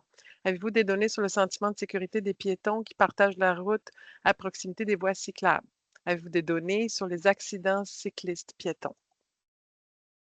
Alors, des données, pas forcément. Par contre, on a des requêtes ou des observations qui sont faites par tous les usagers, notamment les personnes qui sont à mobilité réduite qui nous disent que dans certains cas, ils se sentent en danger avec certains comportements délinquants. Ceci dit, les outils prédictifs que je vous ai montrés, ça sert à ça. Par exemple, il y a des caméras mobiles qu'on peut installer à une intersection. Puis, plutôt que d'avoir quelqu'un qui va rester là toute la journée à faire des observations, on peut multiplier les caméras à plusieurs endroits et puis faire des observations pendant 24 heures, 48 heures, plusieurs jours. Puis c'est là que l'intelligence artificielle rentre en œuvre, c'est qu'avec toutes les données qui sont capturées, là, l'intelligence, elle va dire, là, il se passe quelque chose. Parce qu'une cohabitation, ça peut être une presque collision, ça peut être rien du tout, c'est simplement un sentiment d'insécurité. Mais quand ça devient répétitif, on peut s'attendre à ce qu'il y ait une collision, et puis c'est là qu'il faut qu'on intervienne. Donc, ce qu'on doit comprendre, que les caméras ne sont pas utilisées juste partie pour des donner outils. d'étiquettes, mais ça peut être utilisé pour C'est analyser pour autre les chose, c'est pour situations. analyser. Ouais. Parfait, merci. Donc, on avait 2 mains levées, M. Jean-Michel Bernier, puis Mme Véronique Vézina. Donc, si vous pouvez activer votre micro, M. Bernier. Il y a un petit micro en haut dans votre bande que vous êtes capable de l'activer. Sinon, on va... Oui, Oui, je est-ce vois que qu'il vous est activé. m'entendez? Oui, très bien. Oui, bonjour. Bonjour. Je vous appelais, je vous parlais considérant l'aspect qui parlait de la sécurité des aînés. J'écoutais ça, puis on parle de signaux sonores, on parle de temps de traversée, de traversée sécuritaire avec des distances de marche pas trop longues, signalisation, mobilier urbain. C'était extrêmement intéressant, mais je trouvais aussi que c'était des enjeux qui concernait beaucoup les personnes à mobilité réduite, les personnes handicapées de manière générale. Donc, en tout cas, je trouvais important d'amener le commentaire, peut-être que justement le milieu associatif des personnes handicapées soit interpellé concernant cet aspect là, de la stratégie de sécurité routière. D'ailleurs, vous avez raison, il y a le président de la table de concertation en accessibilité universelle, M. Lavoie, qui fait partie du comité consultatif. Et puis hier, j'ai présenté ce que je vous ai présenté aujourd'hui donc à la table de concertation. Donc, eux aussi ont pu exprimer leurs préoccupations. Et puis, c'est un peu ce qu'ils disent, c'est qu'ils disent que ce que vous faites pour les aînés, mais en fait, vous allez le faire pour améliorer l'accessibilité de tout le monde. Autrement dit, tout ce qu'on vient faire, là, ça vient rendre la ville plus accessible aux piétons. Parfait, merci. Merci beaucoup. Merci. Merci. Alors, juste un instant. Donc, c'est Madame Vézina. Est-ce que vous pouvez activer votre micro? Oui, Oui, bonjour. bonsoir. Peut-être pour compléter ce que vient de dire M. Bernier, effectivement, c'est quelque chose qui a été discuté lors de la consultation à la table de concertation d'accessibilité universelle. Les mesures qui sont prévues pour les aînés sont intéressantes. Malheureusement, elles sont prévues que dans des secteurs très ciblés où il y a un nombre d'aînés important, alors que ces mesures-là, implantées sur l'ensemble du territoire, seraient beaucoup plus cohérentes, tant qu'à moi, avec la vision de mobilité active de la Ville de Québec, mais aussi avec la volonté du réseau de transport de la capitale de déployer son réseau de façon plus accessible pour l'ensemble de la clientèle. Donc, il me semblerait pertinent de non pas juste viser les secteurs où il y a des aînés pour mettre ces mesures-là, mais d'avoir une cohérence avec l'ensemble des autres visions qui sont sur le territoire pour assurer une sécurité des personnes à mobilité réduite qui sont sur l'ensemble du territoire de la Ville de Québec. Merci, Madame Vézina, pour votre suggestion, parce que c'est pas nécessairement une question, c'est plus une suggestion, un commentaire que vous faites. Alors, je vois que M. Lachance souhaite réagir. Oui, je voulais accueillir moi aussi la proposition de Mme Vézina. C'est sûr qu'on travaille avec un ordre une priorisation. On aimerait ça tout couvrir tout en même temps. C'est difficile, donc c'est pour ça qu'on a identifié à ce niveau-là les zones pour aînés. Il en demeure pas moins qu'il y a d'autres gestes qui vont continuer à se faire aussi à l'extérieur de ce qui est cadré comme la stratégie de sécurité routière. Et tous ces documents-là, Vision de la mobilité active, tout ce qu'on fait avec la table d'accessibilité universelle, finissent par pointer vers les mêmes solutions au bénéfice de la sécurité des gens. Donc, c'est pas parce qu'on ne fait pas une action spécifique qui porte le chapeau sécurité routière qu'il n'y aura pas des éléments de sécurité dedans à cet effet-là. Donc, ça peut peut-être vous rassurer. J'espère que vous comprenez qu'on le voit sur plusieurs angles. Merci, M. Lachance. Alors, on va essayer encore une fois avec la personne au téléphone. Donc, est-ce que vous pouvez essayer de faire étoile 6 pour ouvrir votre micro? Vous avez réussi à lever la main, mais visiblement, peut-être faire étoile d'autres numéros. Peut-être que. Ah, non, on n'entend toujours pas. Je suis Étoile désolée. 5, peut-être. Vous avez fait.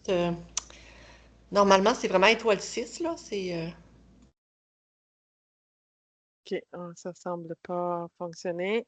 On est désolé. Vous allez pouvoir peut-être me rappeler demain, vous laisser un message et je vais vous rappeler pour qu'on puisse recueillir votre commentaire. Donc, si jamais on n'est pas capable d'ici à la fin de la rencontre. Alors, on revient à M. Guy Boivin. Est-ce que vous voyez un micro? Est-ce que le son... Oui, oui, Ah, bon, ben ça. miracle. Moi, Bonsoir. tu pas nous ça en même temps. D'accord? Ça va? Donc, j'aurais trois choses. La première, mon commentaire concernant les traverses piétonnes à Québec versus Montréal et les concurrentes. À Québec, c'est qu'on se sent en sécurité en sachant que les 4 voies sont arrêtées. Alors qu'à Montréal, on se demande toujours si on peut passer ou pas. Donc, c'était pour compléter mon commentaire. Ma deuxième chose, c'est concernant les caméras avec les amendes. Pourquoi est-ce que vous ne pouvez pas utiliser des caméras qui photographient les plaques et émettre des contraventions comme ça se fait, je crois, en Suède? Ça, c'est ma première question. Et ma deuxième question, est-ce que vous considérez, comment vous considérez les handicapés en chaise motorisée? Est-ce qu'ils vont sur le trottoir ou s'ils vont dans la piste cyclable ou s'ils vont dans la rue? Merci.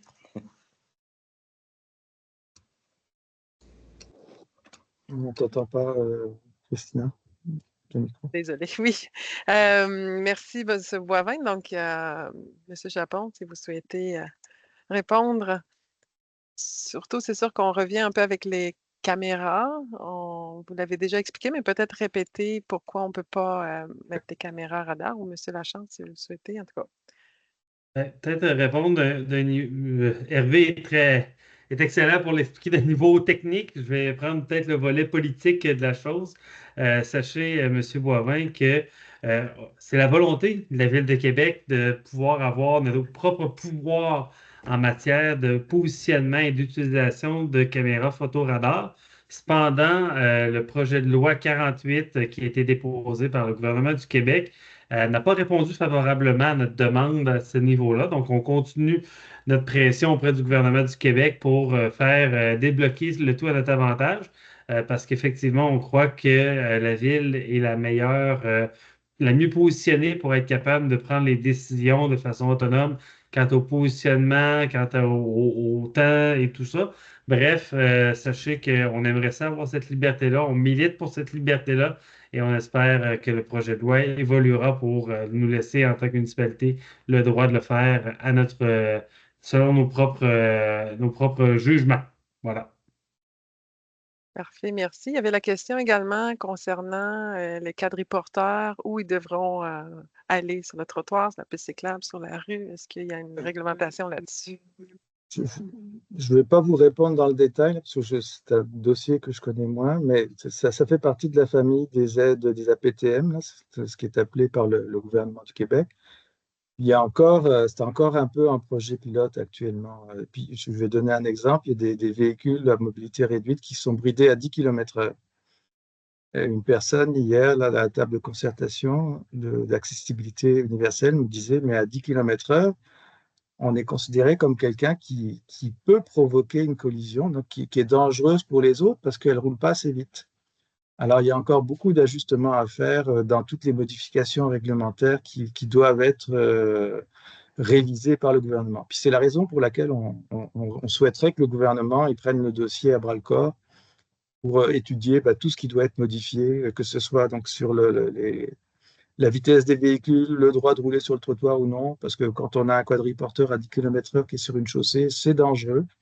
Alors, il y a tout un tas de situations comme ça qu'il va falloir mieux encadrer. Et ça, encore une fois, ça ne dépend pas de la ville, là, ça dépend du gouvernement du Québec. Merci, merci pour la réponse. Alors, Anne, est-ce qu'on est prêt pour quelques questions en ligne?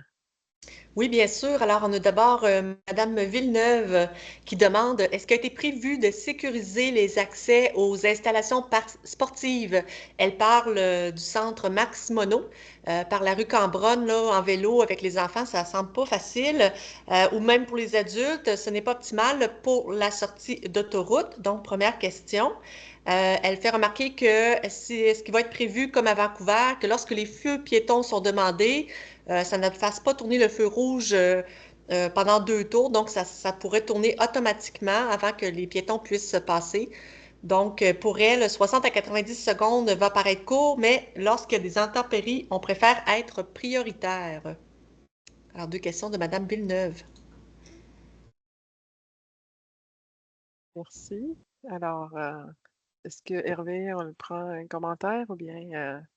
Sur la rue Cambronne, on pourra vous répondre, parce que je la vois de mémoire avec le parc Simoneau. Ce n'est pas un endroit c'est certainement pas un endroit qui sera dans les zones pour aider, c'est certain, parce que on est quasiment à une bretelle d'autoroute, là, avec le Chien David. Mais ça fait partie des choses qu'on va considérer aussi si on identifie qu'il y a un risque. Puis l'autre question, c'était... C'était sur est-ce que le feu rouge peut passer plus rapidement quand ils ont demandé comme à Vancouver? Est-ce que c'est une des actions? Mais ça, c'est une question qui a été mentionnée, puis ça va faire partie de l'analyse qu'on va faire pour réduire les temps d'attente des piétons. Merci. Monsieur Lachance, vous souhaiterez compléter? Peut-être pour l'aspect du centre Max Monod et tout, c'est sûr, ça rentre plus dans les dynamiques du plan de mobilité active aussi, de bien interconnecter le réseau et de s'assurer qu'il mène à des destinations intéressantes et pertinentes comme les endroits de loisirs, sport et tout. Donc, ça rentre plus sur le volet de la vision de la mobilité active, mais c'est en tête absolument. Merci beaucoup. Alors, on peut continuer, Anne, avec d'autres questions. Oui. Alors, on a une question de Thomas qui se dit conscient là, que la problématique et sa question dépasse peut-être ce que la ville peut faire, mais il demande s'il y a une réflexion sur la multiplication des véhicules de plus en plus gros et dangereux pour les piétons.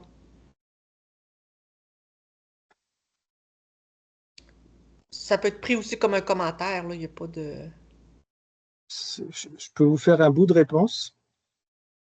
Concernant les plus gros véhicules, ce qui a été identifié, c'est que certains types de véhicules, comme des véhicules utilitaires sport, qui ont des châssis plus hauts et un champ de visibilité qui est plus réduit parce que la structure de la toiture du véhicule est soutenue par des éléments plus épais, ils viennent créer des angles morts plus importants à l'avant et puis à l'arrière des véhicules. Donc ça, c'est un facteur de risque qui a été documenté notamment par l'Institut américain des compagnies d'assurance. Et là-dessus, on va travailler justement sur la sensibilisation aux angles morts. En fait, il y a deux phénomènes qui se passent, c'est que les angles morts peuvent être plus importants et qu'ensuite, l'avant du véhicule est plus haute qu'un véhicule, une petite voiture compacte, et que quand il y a un choc, ben, la victime est plus gravement blessée.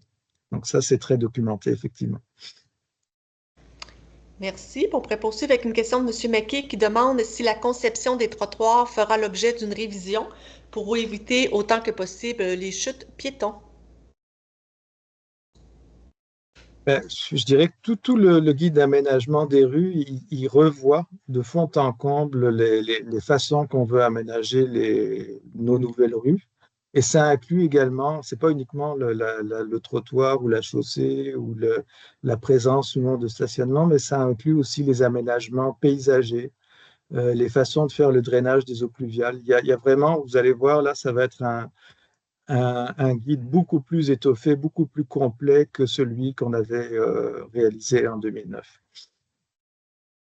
Merci beaucoup. Alors, à toi, Christina.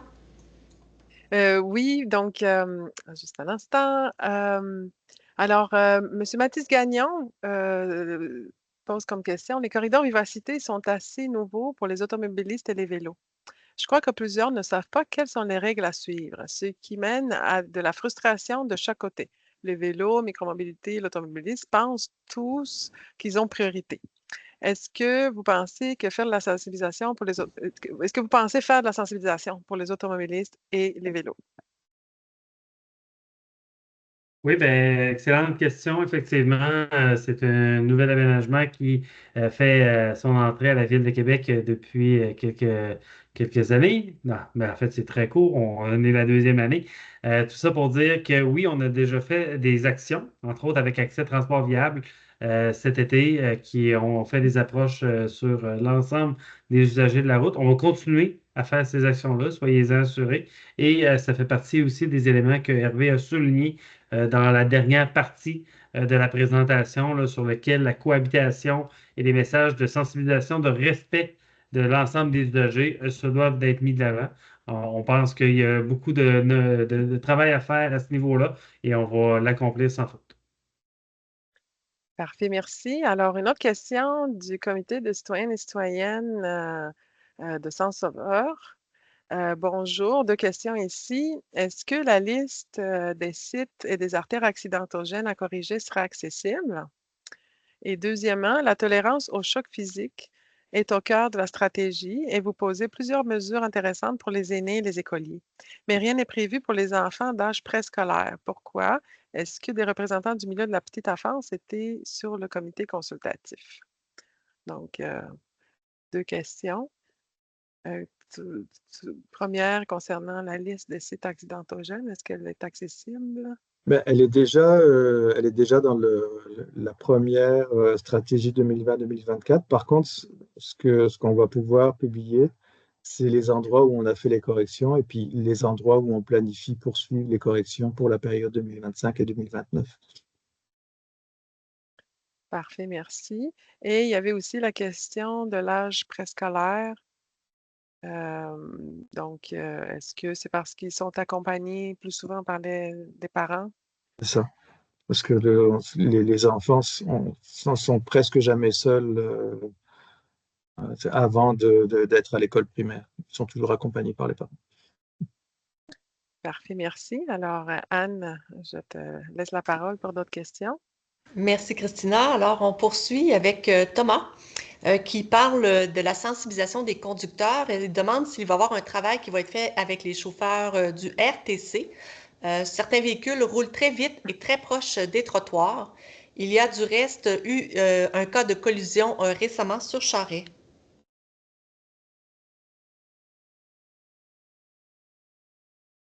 Alors, c'est encore plus une suggestion qu'on prend là, de faire le pont avec les chauffeurs du RTC. Est-ce qu'il y a déjà quelque chose de prévu dans l'actuelle stratégie? Bon, le RTC est très sensible à cette préoccupation et on avait une partenaire, une représentante du réseau de transport de la capitale dans le comité consultatif. Donc, ça fait partie des éléments qui vont être pris en compte, mais du côté du RTC. Parfait, merci. Merci. On peut continuer, oui. Oui, on terminerait avec, en tout cas, pour le moment, ce serait la dernière question que je vois dans l'outil de discussion. Ensuite, on ira peut-être aux mains levées.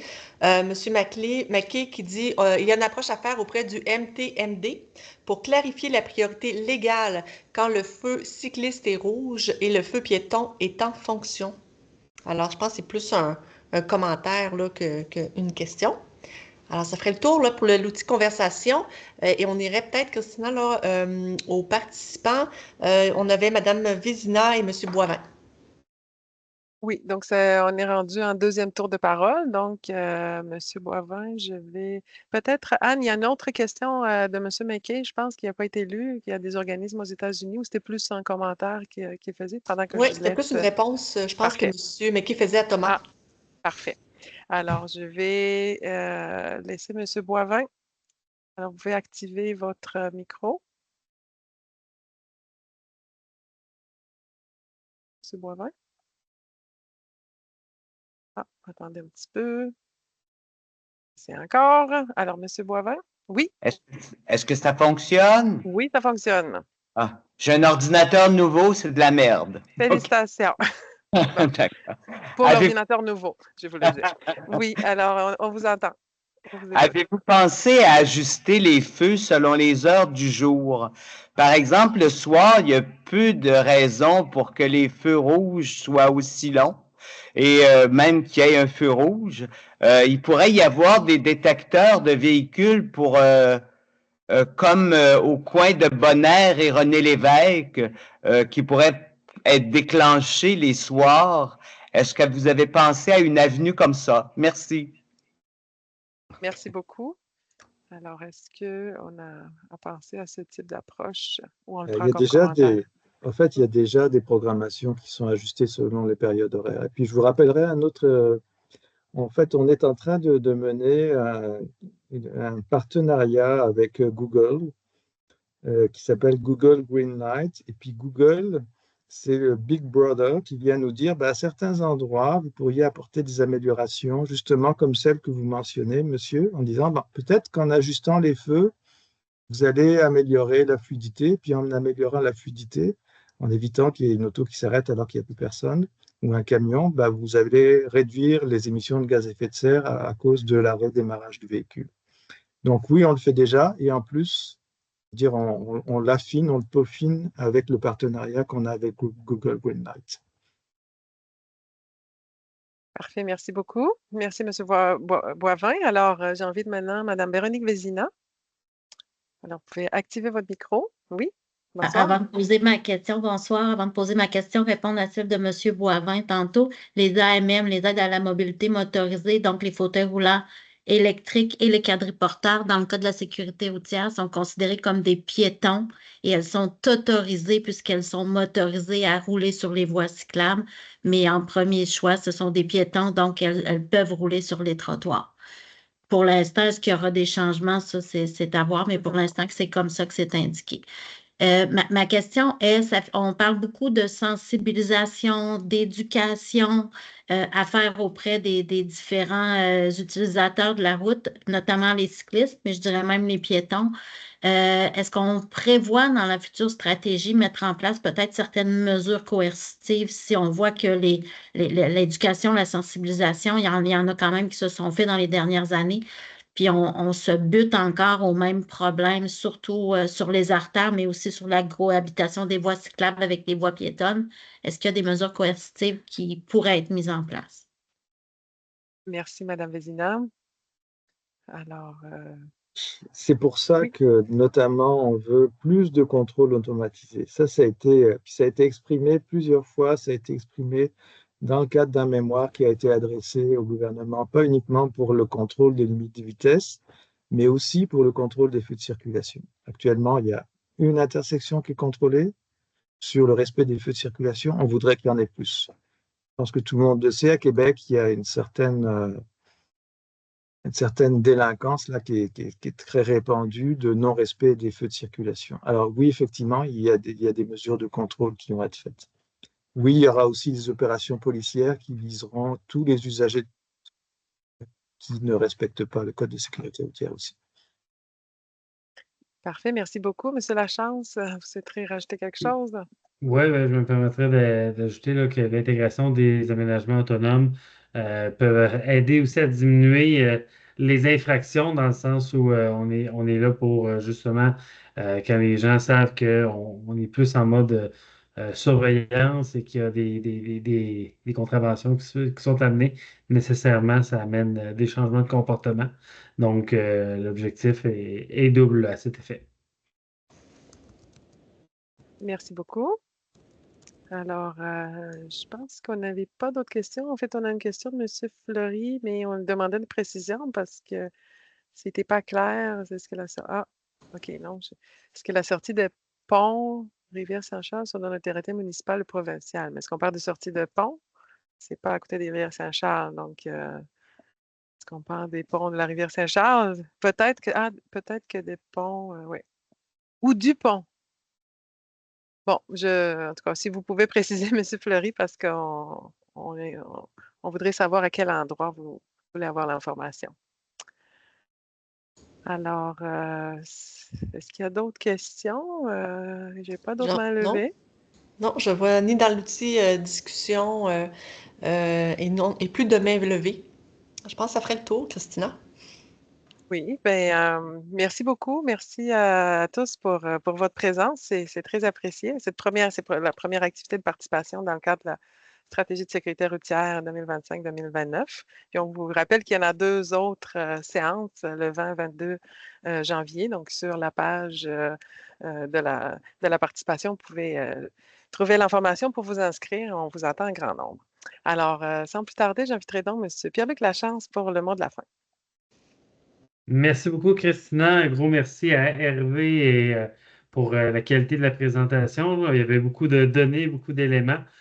Donc, le tout, là, comme l'a dit Christina en début de rencontre, sera disponible sur le site web de la consultation prochainement. Merci aussi à toute l'équipe en arrière-plan qui était là ce soir. Marc Desrivières vous a dit un petit coucou, mais c'est Marc qui chapeaute le service et qui amène le leadership d'amélioration des choses. Donc, d'ailleurs, Marc, si tu allumes ta caméra, moi, je trouve ça toujours spectaculaire de voir ton image de fond, qui est notre centre de contrôle. Je vais mettre notre centre de contrôle, le gestionnaire artériel, qui nous permet de voir qu'on a des yeux un peu partout à la ville de Québec pour bien comprendre la circulation, la sécurité routière et qui nous amène à prendre les meilleures décisions. Donc, de dire chapeau avec toute l'équipe, là, je ne les nommerai pas tous, là, mais Alexandre, Dave et compagnie, on voit qu'on est entre bonnes mains pour améliorer les choses. On invite les gens qui sont présents, si vous pouvez diffuser le message auprès d'amis et d'autres pour des consultations qui sont à venir au mois de janvier. Pour nous, ça fait toujours plaisir de parler de ça. Plus on en discute, plus ça nous donne aussi des idées continuer d'améliorer les choses. Donc, on est très heureux de ce faire. Merci beaucoup à Christina et Anne pour l'animation de ce soir. Toujours grande qualité de l'équipe. Donc, on aime beaucoup ça. Donc, merci à tous et toutes et bonne soirée. Merci beaucoup. Au revoir.